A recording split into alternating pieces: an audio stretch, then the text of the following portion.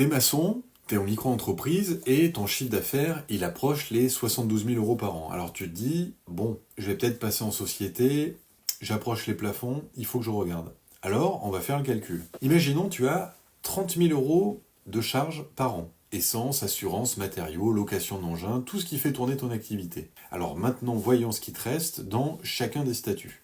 En micro-entreprise, tu déclares ton chiffre d'affaires à l'URSSAF, tu paies environ 21,2% de cotisation. Résultat, à l'année, ton revenu net, il sera de 26 500 euros. En EURL, tu déduis tes charges, tu paies des cotisations sur ton bénéfice réel. Ton résultat annuel, il sera de 23 300 euros net dans ta poche. En SASU, tu te verses un petit salaire de 8 000 euros juste pour cotiser pour tes 4 trimestres de retraite et tu te verses 12 460 euros de dividendes. Au final, tu auras eu 20 460 euros net dans ta poche à l'année. Là, tu vois la réalité. Entre la micro et la SASU, il y a environ 6 000 euros de différence par an, soit 500 euros de revenus nets de moins chaque mois. Mais en échange, en SASU, tu as une couverture sociale équivalente à un salarié, y compris l'assurance chômage. Et en micro, tu as moins de protection, mais tu as plus de liberté financière.